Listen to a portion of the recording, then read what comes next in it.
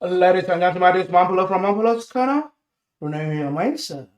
Guys, on this video, I'm not going to talk too much. I want us to watch together. Make we watch together. Make we listen. Listen. Make your head put down. Listen attentively. Listen attentively as they finish APC. Listen attentively as people one day for APC, they finish APC. Now, problem one I get with that one.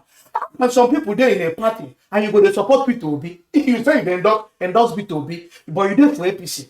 You say you can never support Tinubu, but you did APC. You say you can never support APC presidential candidate, but you did APC. Una they finish APC, una they finish PDP, but una they for APC, una they for. I don't understand what is happening here. Let us not talk too much. Let's begin to watch the video together. Watch.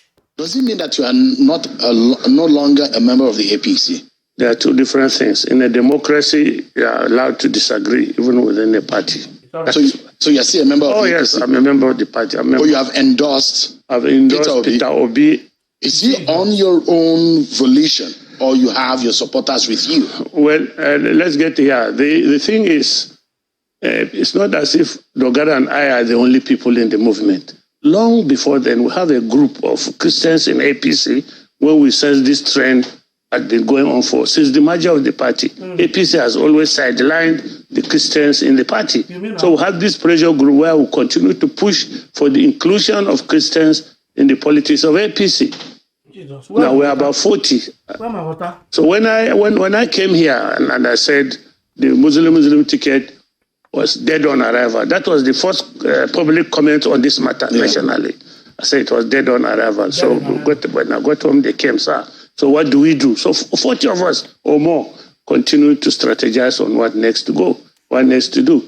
And as we went on, of course, there were some who still felt that we could have an accommodation with the APC if they are nice. Or some would say, maybe let's do PDP. Some would say, let us do Labour and so on. So we took time to analyze the political terrain. We took time to analyze the political parties in the light of the current dynamics of our political system. First, the cry of marginalization. Second, we felt that we should support a party that has the potential to win the election. That's right. So that at least Christians will not be out of the political scene. So we did all this. And of course, quite a few disagreements. And to be sincere, we met. APC didn't bother to come to us. APC, up to now, they didn't bother. When you say APC, you're talking about the president, the national chairman of the party, and even the candidate. Everybody. The candidate is behaving as if he's already the president. He doesn't need to talk to us. But the candidate was your very good friend.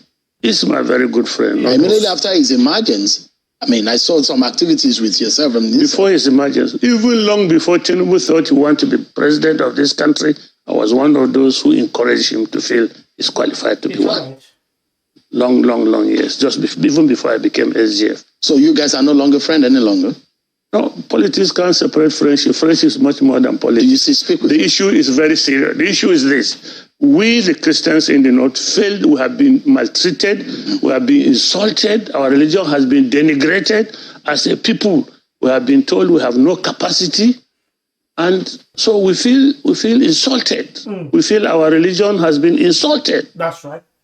And so anybody that has the tendency to do that, we have no business supporting him to be the president of the country, where the whole paraphernalia of government will be at his beck and call, which he can use to further humiliate us, oppress us, and maltreat us. So the issue is very existential. Do we want to survive, exist as a people? Do you think that Christians are marginalized and oppressed at the moment? Oh, my friend, it's terrible. Oh, dear. I give you some few examples. They're very common one. You can check on the internet. There are 27 federal universities in Nigeria. In the north, I mean. So there are 27. Both military, civilian. There are only 5 Christians who are vice chancellors out of 27. Polytechnics, the same thing. College of Education, the same thing. Specific examples. Since Ahmadu Bello University was founded, the first VC, Professor Shai Audu, thereafter, they never allowed any other Christian again, until Professor Saro. And it was they didn't even allow Saro to finish his tenure. Every university, as you are now, if University of Osman Danfodio University VC-ship is vacant, No Christian will ever be considered to be a vice chancellor. Oh. Bayero University, University of Maiduguri, Tafawa Balewa University, even Modibo Adama University in Adamawa, 42 years in Adamawa State, a Christian state. No Christian has ever been vice chancellor. No Christian has ever been vice chancellor of Tafawa Balewa University. That's how it is, 42 years. No. Now, when you become a vice chancellor on the basis of the fact that you are a Muslim, it goes to show that you are expected to perpetrate the same policy. Do you think that the religion was a consideration or merit? Religion is a consideration. If you go to any government office, federal government office in this country, in Abuja here, you will find Christians grumbling. Oh, we will not be, they did send us on training because we are Christians. This place, they don't promote you because you are Christians. This place, they don't allow you to go on tour so that you don't get allowance. It's everywhere. You don't get contract because you are Christians. It's everywhere. It is endemic. It's everywhere. Every Christian in the North is a victim of this. So your choice of Peter Obi, because Peter Obi is not the only Christian on the ballot. I mean, there are other political parties, and there is the Atiku and Okowa there, and there is the SDP candidate. There is Showore and his party. Peter Obi. Why the choice of Peter Obi specifically? First of all, we are politicians and we are realists. I told you that we want to support a political party that has the potential to win and potential to rule. And then to address all the other dynamics of the society. What are these dynamics? I've narrated one. Marginalization. There's insecurity. A cry of all inclusiveness. So you look at it, there are only 4 political parties that are worth our discussion. And we've discussed with them, except, as I said, you are a big friend, the APC, the big party. So, and they have all shown a good inclination. Konkoso is a good material for presidency, for example. We discussed with him, but we looked at his system, the tendency, the chances of winning the election based on our parameters is very small. We looked at the Labour Party. We think the chances are very, very big. And we think that a party, a government run by Peter Obi and Deti will give Nigeria the desired peace. In fact, it will win us from this oligarch. Did you get any commitment from Peter Obi before making your decision? Look, we don't need a commitment. The issue is very simple. If you go to every Christian village in Nigeria, they will tell you. There might be no candidate for the other political posts, but they will tell you we are doing Peter Obi. Jesus. If you go to church, people like us, when they discuss politics, we are doing Peter Obi, everybody is doing Peter Obi. Is this a popular decision of the church? Very, in the North? Extremely popular, extremely. I know you've been a politician for several years, and you perhaps will understand the dynamics of how to win an election. Yes. The PDP and the APC, they do not think that Peter Obi stand a chance of becoming next president. So every politician thinks that he's going to win an election. That is why he's there. And for some reason, the mindset will be people tell you that you are the only person that can win. The parameters they use to assess their viability, it's only them know about it. That's why when Nigerians lose election, they tell you that they were rigged out because them and their close circles didn't bother to find out the thinking of the larger community. What gives you the confidence that Peter Obi will win the election? And which part of the country do you think the votes will be coming from? Now, my own thinking is that this election will go to a runoff. Oh dear. It won't end on the first ballot. It might not. The chances of it ending on the first ballot is slim, but it is there. 50-50. But APC is not on this ballot. Jesus. Really? Yes, APC is not on this ballot. What makes you think so? That's what I'm going to tell you. APC, as I told my friend before this ticket came up, I said, if you are going to do a Muslim ticket, the consequences is this. Every Christian in Nigeria will feel slighted. Not only the North. For every Christian all over the world will feel slighted, their religion insulted. The fact that you think there's no Christian capable of doing this. And the fact that you have broken a non-convention. It's always been Muslim, Christian, Christian, Muslim. But you, for some reason, will break this convention, and so Christians will take it personally. So you will not get any vote from any Christian somewhere. I say, and my friend, if you are going to do a Muslim ticket, How on earth can we expect to beat Atiku or Kwankwaso in the north? Atiku, a Fulani Muslim, a prince. Atiku, this is his 5th run. Every run he accumulates some experience and skills. You have no experience in presidential election. Essentially, you are relying on people that are unreliable. So how are you going to get the votes in the north? So my thinking is that Bola will not get 25% in Kebbi, Sokoto, Zamfara, Kano, Yobe, Borno, maybe 25%, maybe. In all the House of Fulani states, it goes nowhere. Now he has fought the Christians. He has antagonized the Christians. So he loses Adamawa. Of course, Adamawa is Atiku territory. He loses anything from Gombe. Gombe, because of bad governance, the people have abandoned APC. He loses Taraba. He loses Plateau. He loses Benue. He loses Nasarawa. He loses Kaduna. He loses. Where is he going to get the votes? We get the votes in the southwest because of affinity. It's our turn syndrome. It's our turn syndrome. And maybe. And I told him, Bola, these mega churches that have millions of members are Yoruba churches, the big churches, Living Faith, Deeper Life, Redeemed, Love, whatever, Love World, or the other one. They are all churches. And these are the people that are the major opponents of a Muslim ticket. Okay. So you can't even count on the Yoruba votes totally. And Atiku, in any case, PDP has always been strong in Southwest. So why are you going to get the votes? You don't even, during the convention, you didn't even allow us to go to the Southeast. So it's a waste of time and money.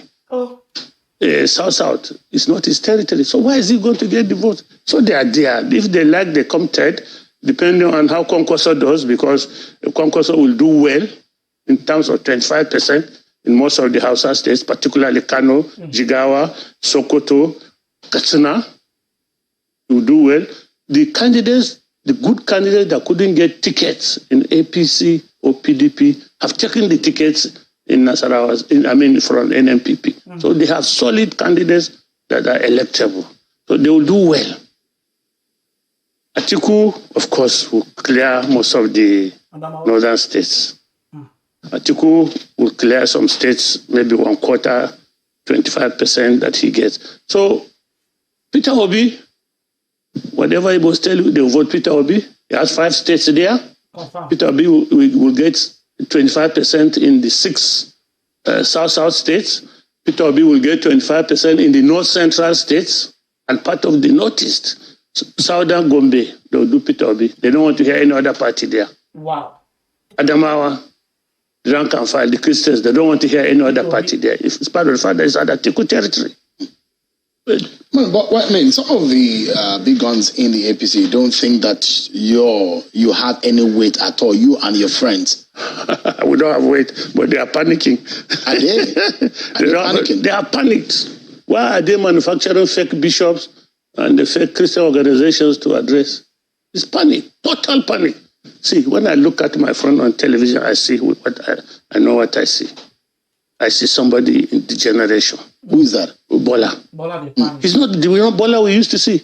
Every Nigerian will look at Bola degenerating until because of the tension. For the first time, I think it has hit him that he will not win this election. You wrote there in part of your statement, you said that the APC ticket goes against the grain of the Nigerian politics, which you have explained in part. And you said, surely APC same-faith ticket is intended to shame Christians and bestow on them and their religion a second-class socio-political status in their own country. And for those who think, well, we believe more in the character and the ability to govern, perhaps not on ethnicity or religion. On what are you going to govern? In a divided society? Why are you going to govern? Society that is at war with its internal self? How? How are you going to govern me if ab initio you've denigrated me? Even the section 97 of the Electoral Act forbids anyone to campaign on the basis of ethnicity and religion. Yes. But why did Bola do it then? Why is APC doing it on the basis of religion? Jesus. And why are they campaigning on the basis of ethnicity? He says it's his turn, it's the town of the Southwest, and in Southwest it is his turn. Is that not ethnicity? Should Peter Obi not win this election, what would you do? Me? I get nothing from politics, my brother. I'm a farmer, very successful one. I get nothing from politics. Oh, my brother. When I don't hear him, when I don't see him, I don't want to talk too much. This man don't analyze minute to one day my mind down. He said the APC bill. Now he be the former Secretary General of the Federation. The former Secretary General of the Federation when they work for Aso Rock. He said, you did for APC, you still did that, but not they support APC. Say now Peter Obi they support because they support party. One get the capacity, the competency, the all it takes to win an election. Not only win an election, to rule. I don't like the word rule when you use. We use what is called to govern or to lead. We don't rule. We govern or lead. We don't rule. Ruling is a military language. Ruling has element of force. Don't use rule again. It vexes me because I don't want that problem with you, okay? You know, I'm not like anybody when they use rule. You can't rule human being. Human being are not beyond the Allah. So you lead people or you govern people, use the right language one day. In as much as you spoken my mind, but you can see the problem with me in a minute. Now, yeah, use govern or lead the next time. Now, thank you very much, sir. You have analyzed very well. This show me say you get brain what you they do. And the life people once I be analyzed them. They got some of the one I go bring for my very soon again. They don't know anything to analyze. They are analyzing based on analog, olden days politics. Make I leave that one when the time comes, we'll talk about that. Guys, if you love what we're doing, don't forget to subscribe to my YouTube channel. Follow me on Facebook and Instagram and Twitter. Even on TikTok, all I'm on politics channel live. Guys, peace out.